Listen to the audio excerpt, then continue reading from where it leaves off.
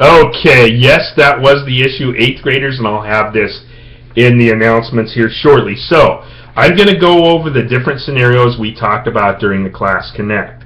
The first scenario, number 1, you are the big boss, or you're the one in charge of this factory or this company.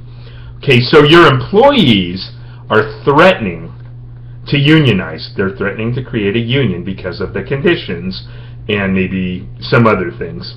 You're going to have a meeting with your stakeholders or those higher ups that you work with, okay? And what is going to be your strategy to deal with those workers that are threatening to unionize?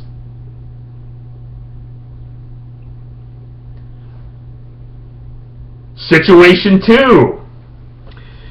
Okay, you are on the other side of situation 1. You are the person in charge of helping the workers unionize. And what are some of the concerns that you guys have?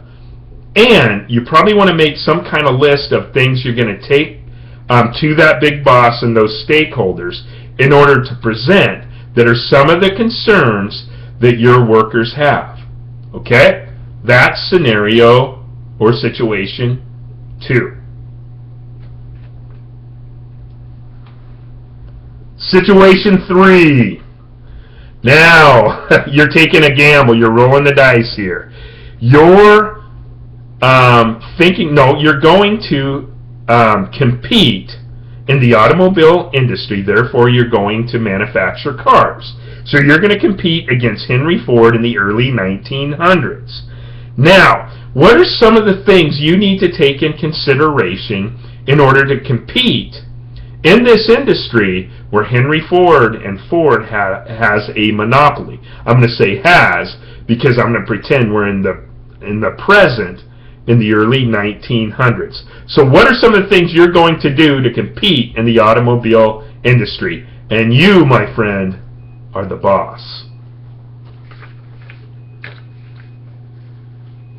Uh-oh. Situation number 4.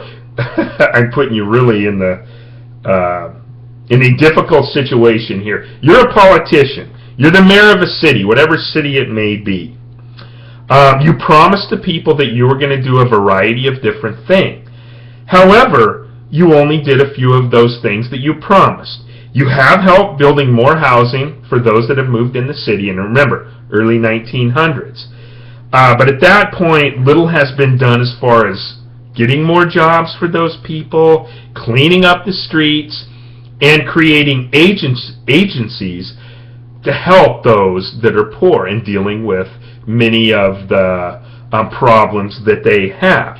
So what you're supposed to do in this situation is to come up with some kind of plan on how you're going to address those people, the public that voted you in, and the mixed feelings they have about the job you're doing. Remember, your goal here is to satisfy the people and also get their support, both votes to get reelected and financial support.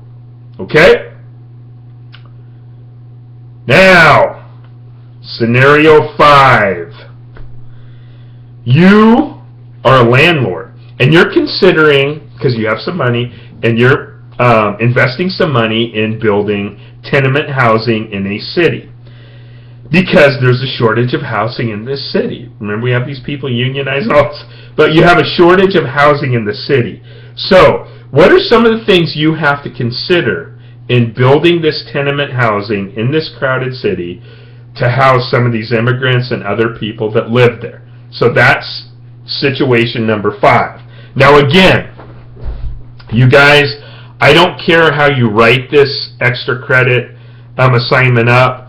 Could be bullets, paragraphs, charts, whatever. However, do a good job. Be thorough. If you be thorough, consider a lot of different things, that's 50 points. If you do a halfway decent job, 25, 30 points. If you don't do a very good job and do very minimal as far as this extra credit goes, you'll get maybe 10 extra credit points. Okay? You guys do a great job. Have a great weekend.